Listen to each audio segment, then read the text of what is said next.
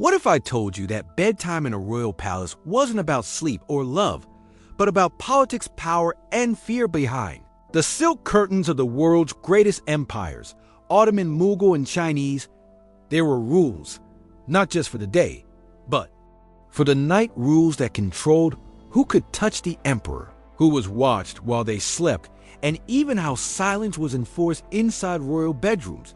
Some of these customs were so strange they sound made up, but they're note in this video. You'll uncover the real shocking bedroom laws that govern life inside imperial harems, rules about jade plaques, rotating lovers, blanket guardians, and even mystical warnings. Shouted mid-intimicide, these weren't just traditions, they were tools of control, tools designed to keep power-safe women in check and royalty untouchable. So, why were the nights more dangerous than the days in these palaces? Stick with us, because what you're about to hear is not taught in schools and you won't believe. What happened behind those velvet walls? Welcome to History Screen.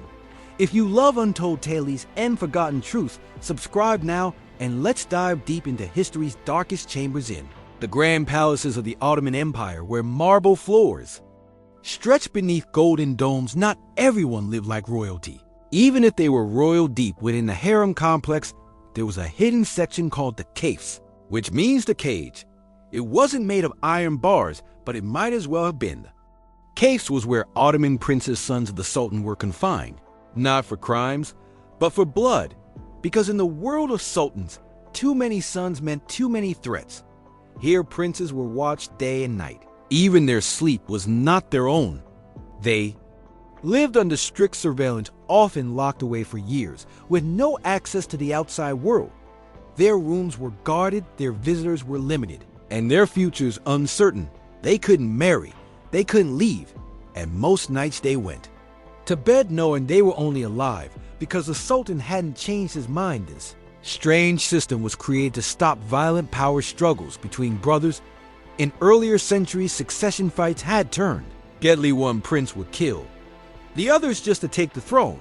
So instead of murder, the empire chose isolation, but the cost was psychological. Many princes who lived in the caves lost their minds from loneliness, boredom, or fear. Some became paranoid, others turned bitter and broken long before they ever wore the crown. And so the empire's most precious heirs spent their nights behind silk curtains and high walls, not as rulers in waiting, but as prisoners of peace, all in the name of order, tradition, and survival. In the forbidden city of Imperial China, the emperor's bedroom wasn't chosen by passion. It was chosen by a jade plaque every evening.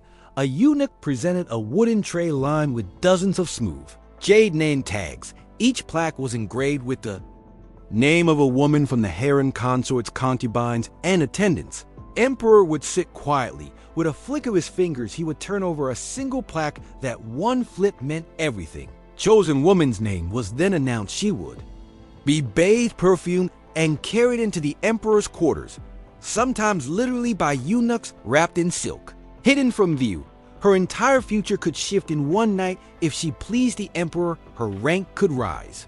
She might be granted jewelry, a better chamber, or even a title. If she became pregnant with a son, her power could rival queens. But if the night went wrong, or if the emperor never flipped her name again, she could fade into silence, forgotten forever. Women in the harem waited in breathless silence each evening, hoping to hear their names. Some even bribed eunuchs or performed secret rituals to increase their chances. Jade plaque wasn't just a tradition. It was a gatekeeper to favor or exile, and no one ever knew whose. Life would change next in the vast chambers of the Ottoman palace. The night brought more than darkness. It brought rules. The Sultan's sleep was sacred, and that meant silence wasn't just expected. It was enforced outside his bedroom door. Eunuchs stood guard, but they didn't simply watch, they listened. Every whisper, every footstep, every rustle of fabric. If it broke the silence, it was noted. The harem women knew if the emperor stirred, there could be consequences. Inside, concubines moved quietly, breathing carefully. Conversation stopped long before nightfall. Laughter was silence. Even servants walked barefoot across the carpets to avoid the faintest sound. Why so much caution? Because silence meant control. The Sultan's sleep wasn't just for rest, it was a symbol of power. A restless sultan was seen as a sign of instability, and anyone disturbing that balance intentionally or not could face exile or worse. There are records of women being demoted, punished, or replaced for small infractions. A dropped cup, a creaking door, a startled breath. The psychological weight was immense. Living every night under such pressure wore down the harem's residents. Over time, it changed them. Women who once spoke freely during the day would grow quiet as sunset approached. Some even trained themselves to sleep lightly in fear they might turn in their sleep and disturb the peace. Wasn't just about bedtime, it was about obedience, and the Ottoman harem silence wasn't golden. It was demanded in the Mughal Empire. The royal harem, called the Zenana, was a world wrapped in secrecy. It wasn't just about where women lived. It was about where they could go, how they could go, and how they were seen, or rather not seen. And all women of the harem, especially those of high rank, never walked openly through the palace or the city, not even to visit another chamber. If they had to move, even from one part of the harem to another, they were carried in curtained palanquins, or covered carriages hidden from all eyes. The goal, modesty, control, and invisibility. Even servants couldn't look directly at them. Guards turned their backs. The very idea of a royal woman being seen even by accident was unthinkable. Her image belonged to the emperor, and only him. Bedrooms were no exception. The sleeping quarters were veiled. Layers of curtain screens and walls ensured no outsider ever knew who was inside or what was happening. The night was guarded by fabric as much as by soldiers, but it wasn't just about modesty. It was about rank. Higher status women had more layers of protection, more elaborate palanquins, and larger chambers, while lower ranking ones had fewer, smaller rooms and less freedom. The veil then was more than cloth. It was a symbol of power. The more hidden a woman was, the more important she became. And so even in rest, even in dreams, the women of the harem lived behind walls and watched the world pass by through curtains they were never allowed to lift in. The grand halls of the Ottoman palace. Power wasn't just displayed in public ceremonies or golden thrones. It was also shown at night behind locked doors. The Sultan, absolute ruler of one of history's most powerful empires, did not choose his partners on impulse. His nights were scheduled, his desires regulated. This system was called NTT Jessi, or night turns. It wasn't random, it wasn't romantic. It was a highly structured routine decided by hierarchy and protocol. At the top of the ladder stood the valid sultan. The sultan's mother, she didn't share his bed, of course, but she controlled who did. No woman entered the sultan's chambers without her approval. Next came the Hasaki sultan, the favorite consort. If she had given birth to a son, her rank rose even higher. She could enjoy more frequent nights, more power, and more influence. Beneath her were the Cadans, official consorts with lesser rank. They had designated nights, assigned schedules. A woman's chance to be summoned was not based on charm or passion, but on rank and rotation. Further down were the Itbos, the sultan's favorites. They were still in his favor, but had to wait patiently for their turn. Weeks, even months could pass, and at the bottom were the ordinary concubines, women who may never be called at all. For many, their entire lives passed without ever once being chosen. But when a woman's turn came, the process was strict. She was bathed, perfumed, dressed in luxurious silk, then escorted through hidden corridors to the sultan's private quarters. Every step watched, every moment rehearsed. Once inside, she was not allowed to speak unless spoken to. The sultan had full control. And if she became pregnant, especially with a son, her future changed forever. But if she failed to impress, her chances of a second night vanished. There was no room for mistakes in the Ottoman harem. Love was secondary, ritual came first. A schedule wasn't just a routine. It was a tool away for the valid sultan and palace officials to maintain order in a world of whispers, jealousy, and ambition. Even intimacy became a political game. Every night a strategy, every woman a move on the board. In the quiet, candlelit chambers of imperial palaces, nothing was ever truly private, not even the most intimate moments between an emperor and his chosen consort, because just beyond the veils, beyond the silken screens, someone was always there, watching, listening. These were the eunuchs. More than just servants, They were silent guardians of the nightmost. People imagined eunuchs as passive attendants stationed far from the center of power. But in reality, their presence was deeply embedded in the emperors. Private life in Qing Dynasty China. Some eunuchs were assigned to sleep just outside the emperor's bedroom, or even inside it. Their duty was simple: watch, protect, and never question. Their loyalty was total, their silence sacred, and their presence a reminder that even kings were never alone. Eunuchs were trusted more than any general or minister. Why?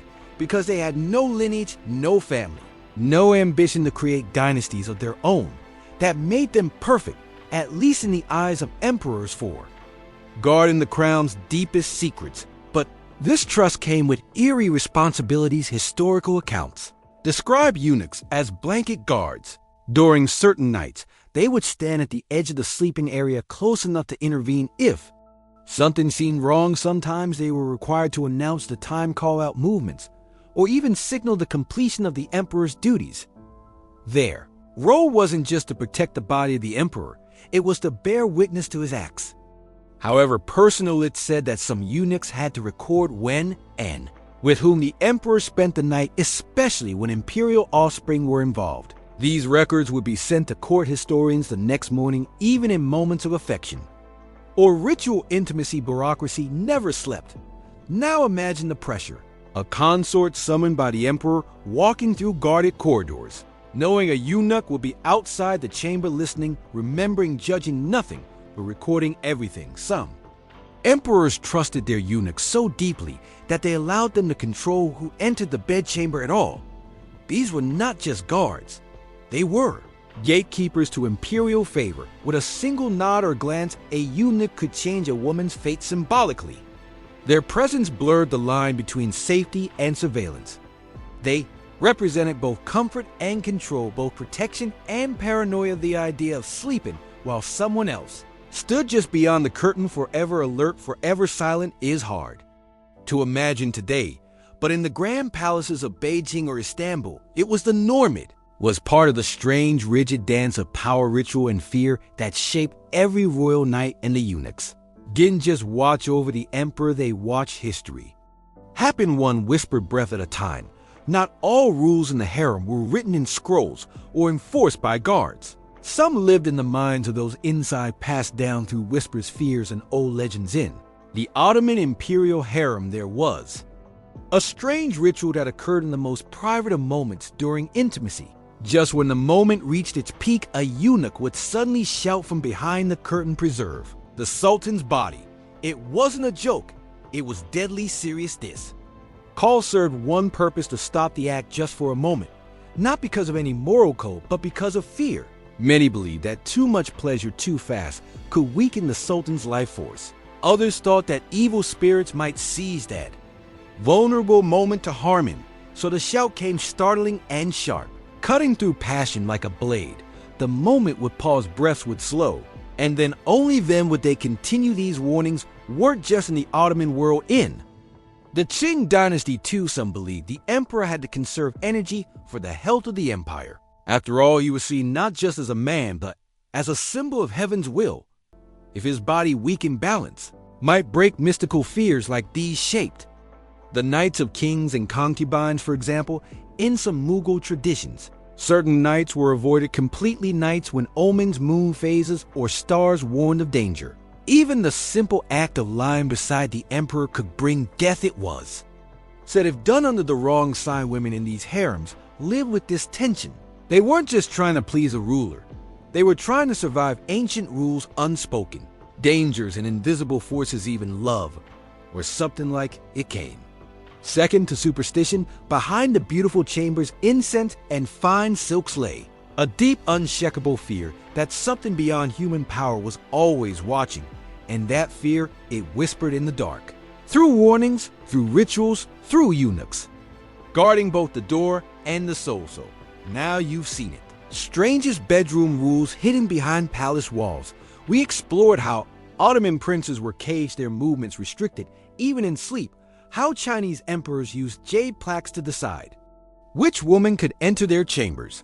Nights were controlled by rotating schedules, love by appointment only, and how eunuchs stood watch not just as guards, but as silent witnesses to the most private moments.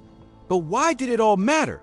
Because inside these grand empires, the bedroom was never truly private. Every kiss, every glance, every breath was part of a system built on power, rank, and fear. These rules weren't about love. They were about control over women, control over bloodlines, control over fate itself.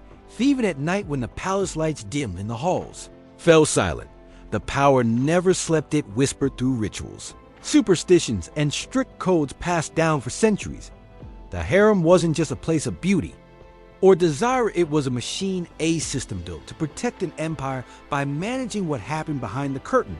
Because in the shadows of grand history, power often whispered, even through the silence of the night. If you found this story fascinating, there's so much more we haven't even touched yet. History is full of secrets, and at History Screen, we uncover the ones most people never hear about. So, if you enjoyed this video, give it a like and subscribe to our channel. There's always another hidden chapter waiting to be told.